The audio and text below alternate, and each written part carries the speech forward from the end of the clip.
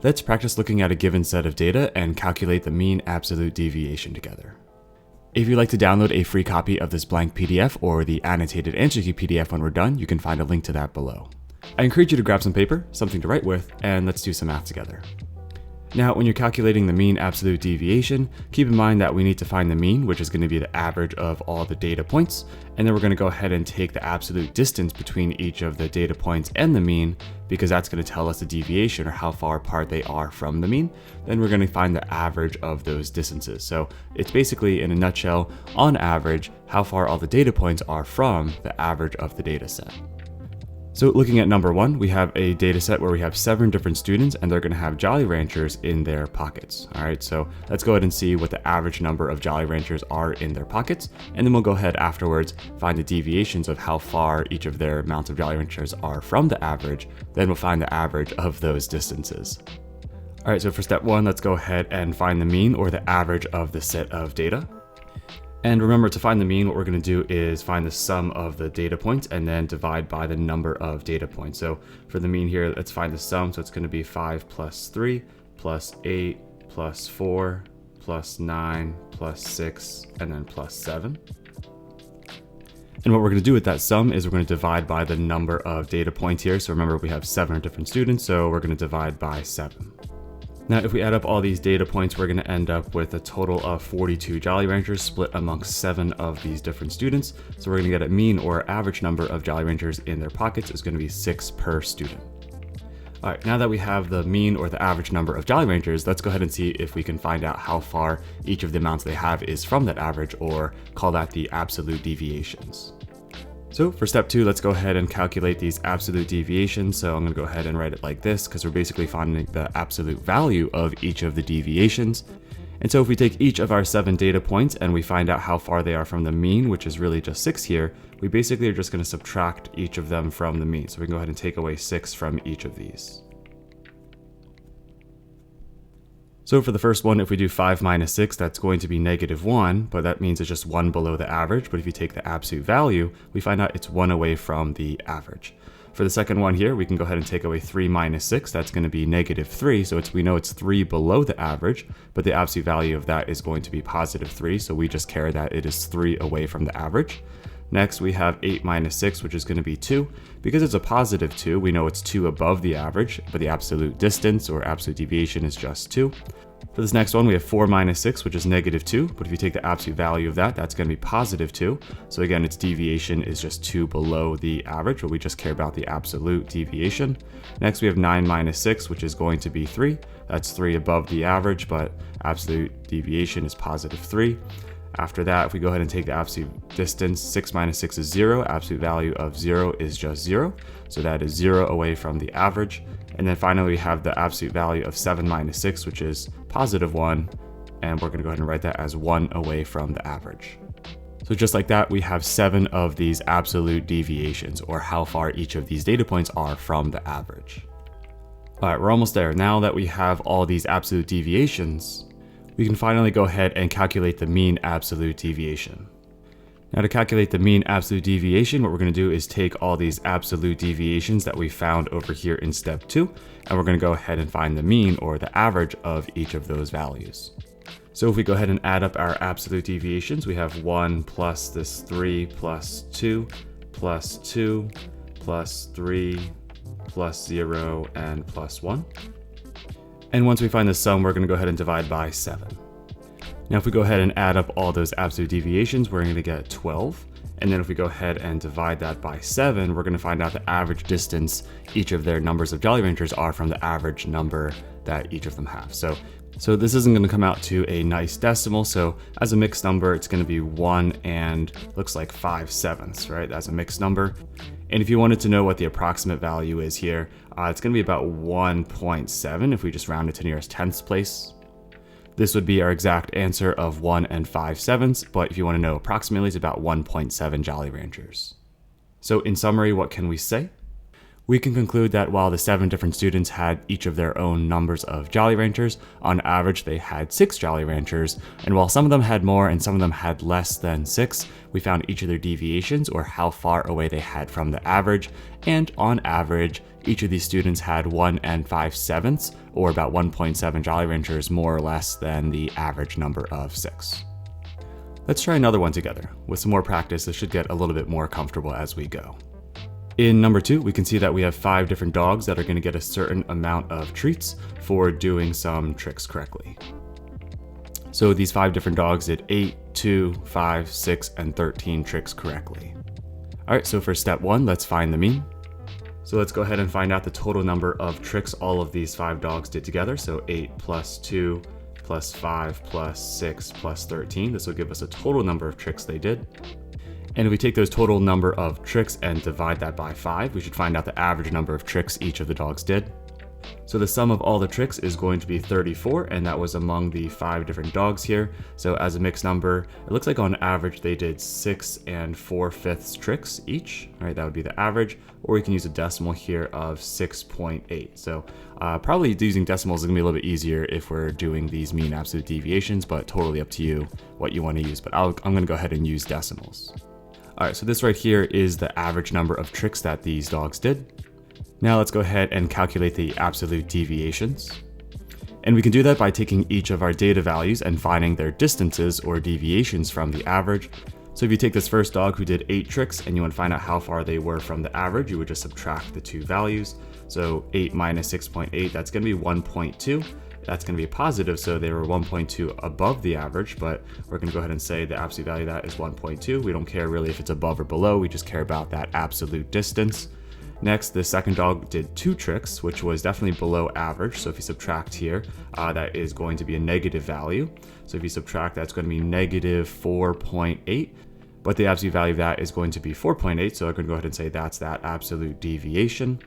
Next, this dog did 5 tricks. That's going to be below average. So if you subtract here, we'll get negative 1.8.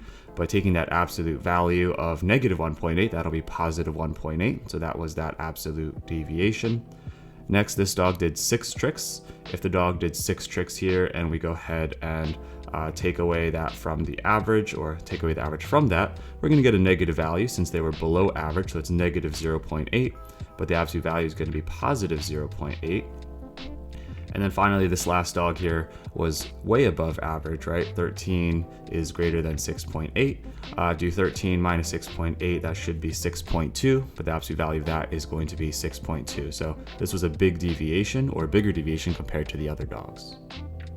All right, now that we have all of these absolute deviations, I think we're ready to find the mean absolute deviation. So what we're going to do is take each of these absolute deviations from step 2, and let's go ahead and find the average of them. So to find the average, let's go ahead and just add up all of those absolute deviations first to figure out the total number of distances from the average that we have. So adding at 1.2 plus 4.8 plus 1.8 plus 0.8 plus 6.2. That's going to be the total number of deviations if we add them up. And let's find the average by dividing that value by 5. So if we add up all those deviations, we're going to get a total amount of deviations of 14.8. So in total, that's the distances from the average if you take all of those numbers of tricks they did. But if we average that amongst the 5 different dogs, we can see on average how far they were from the average. And if you do 14.8 divided by 5, you should end up with 2.96. This is going to be the mean absolute deviation. And so let's go ahead and just summarize this all together. Basically, we found out earlier that on average, each of the dogs did 6.8 tricks. We know some dogs did more, some dogs did less, but on average, they did 6.8 tricks. And then we found out later on that on average, each of the dogs did 2.96, or almost 3 tricks away from the average of 6.8. We know some dogs did closer to it, some dogs were further away, but on average, they were a little less than 3 tricks away from the average number that they all did. All right, here's number 3. We have 6 different plants here that are going to be growing a specific amount of centimeters in a time period of 1 year. And you can see that each of these plants grew different amounts. Some of them grew a little bit more, some a little bit less, but these looks like we have 6 different plants here that grew. So for step 1, to find the mean, that's just finding the average. We have to go and figure out how many inches all the plants grew together. So we can go ahead and just add up the total amount of centimeters that they grew. So it's 8.5 plus the 2.9. Plus 5.3, plus 2.8, plus 3.7, plus 9.8. So by adding all those up, we'll get the total amount of centimeters that all the plants grew. But if we divide that by 6, then we'll find out the average. Adding all of those up, we should find out that they grew a total of 33 centimeters. And if we divide that and average it amongst the 6 different plants here, then 33 divided by 6, that is going to be 5.5. But we can also write it as a decimal. It might be a little bit easier to work with here, and that's going to be, on average, each of these plants grew 5.5 centimeters. All right, so we know that on average they grew 5.5 centimeters, but some of them definitely grew more than 5.5 and some grew less. So let's go ahead and find out how far away each of those plants grew from the average. All right, so here we have our 6 different amounts that the plants grew. Just a moment ago, we found out the average or the mean, which was 5.5, right? So let's go ahead and use that 5.5 and figure out how far each of them were from the average. So first of all, let's see this first plant of 8.5. This one was definitely above average. How far above average was it? Well, 8.5 minus 5.5 is going to be 3. And if we go ahead and take the absolute value of that, that's just going to be 3. So this one was 3 centimeters away from the average. Next, we have 2.9. This was definitely below average, right? So if we subtract, we'll get a negative deviation. If we go ahead and subtract 2.9 minus 5.5, that's going to be negative 2.6. But if you take the absolute value of that, that's going to end up being 2.6 here. This next plant grew 5.3 inches, which is a little bit below average, right? So it's going to have a smaller deviation. 5.3 minus 5.5 is going to be negative 0.2. But if we take the absolute value of that, we're going to find out it has an absolute deviation of 0.2 centimeters. After that, this next plant grew 2.8 inches. This is pretty far below average, so it's going to have a negative deviation that's even bigger here. So 2.8 minus this 5.5 is going to be negative 2.7.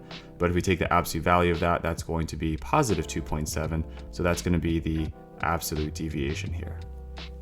This next plant grew 3.7 inches, which is also below average, but not as below as the last plant there. So it's going to have a smaller deviation. So 3.7 minus 5.5, that's going to be negative 1.8. So it's below average, but the absolute value of that is going to be 1.8. So that's going to be the absolute deviation. Next, we take this 9.8. This one is far above the average, right? So we're going to get a positive deviation. So 9.8 minus 5.5 is going to be 4.3. And if we take the absolute value of positive 4.3, that's still going to be 4.3. So there you have our 6 different absolute deviations.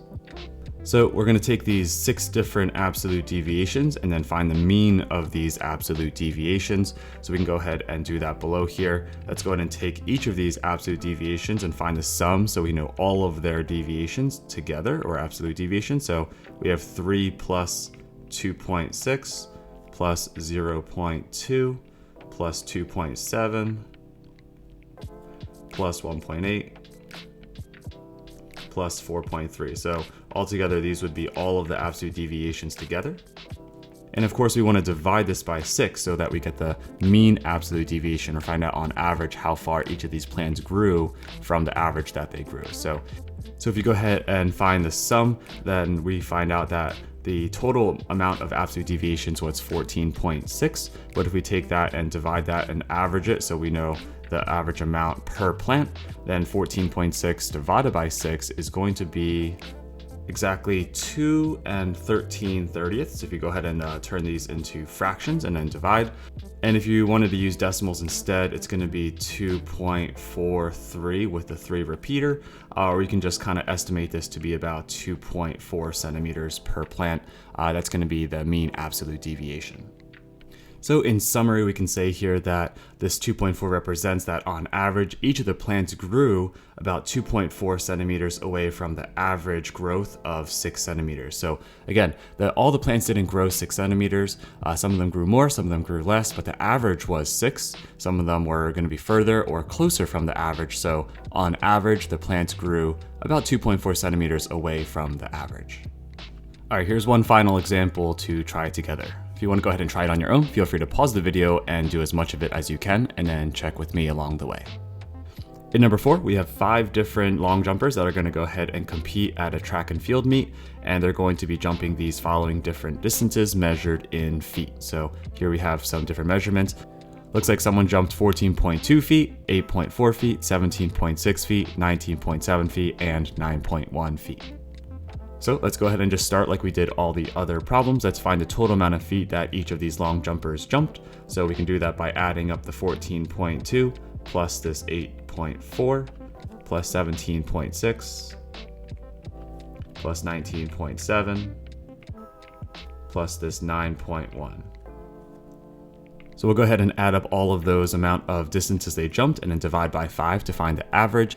If we go ahead and find out the total amount of feet that they jumped, go ahead and add up all those numbers together on top.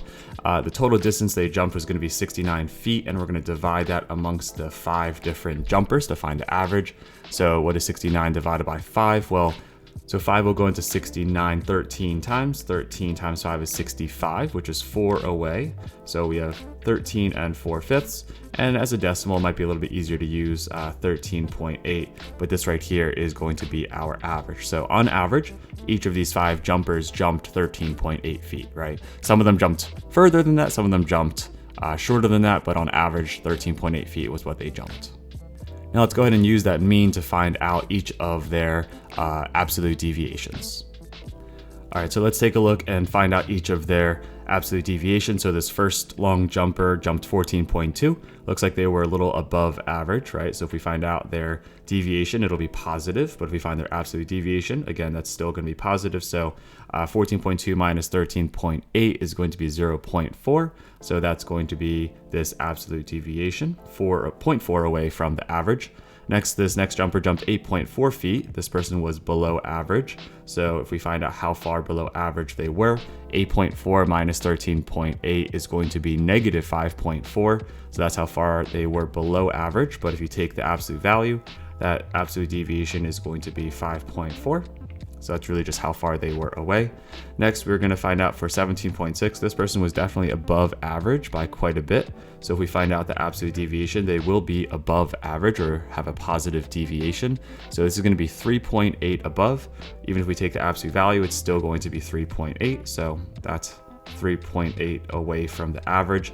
Next, this next person was also quite a bit above average. So 19.7 minus this 13.8 should give us a bigger positive deviation. So that's going to be 5.9. And if you take the absolute value of 5.9, that's still 5.9. So this person seemed to be the furthest away from the average in the positive direction. And then this last person jumped 9.1, so they were below average. So 9.1 minus 13.8, that is going to be negative 4.7. If we take the absolute value of negative 4.7, that's going to be positive 4.7. All right, so now we have each of their absolute deviations. This just lets us know each of their distances from the average, regardless of being above or below, just how far they are. So let's go ahead and use that information to find out the average they were from the average. So let's go ahead and take each of those deviations. Let's do 0.4 plus this 5.4 plus 3.8 plus 5.9 plus 4.7. I go ahead and add those numbers up, but if you go ahead and do so, you should end up with 20.2. That's going to be all the absolute deviations added up together, but we have to average that amongst those 5 different individual athletes so we can figure out how far they were from the average on average. So 20.2 divided by 5 is going to end up being 4 and I think 1/25. That's going to be the exact fraction.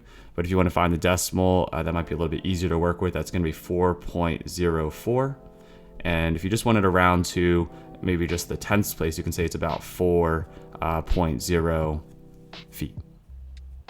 And so just to summarize what this 4.0 means is that on average, each of these athletes jumped about 4 feet away from the average jump of 13.8 feet. So there you have 4 different practice problems where we practice calculating the mean absolute deviation for different data sets. It's really important to know that the mean absolute deviation, or MAD, is really just a measure of variation for a statistical data set, and it's just really telling us on average how far each of the data points are from the average of the data set. If you found this video helpful, please consider giving it a thumbs up, and as always, keep up the great work that you're already doing.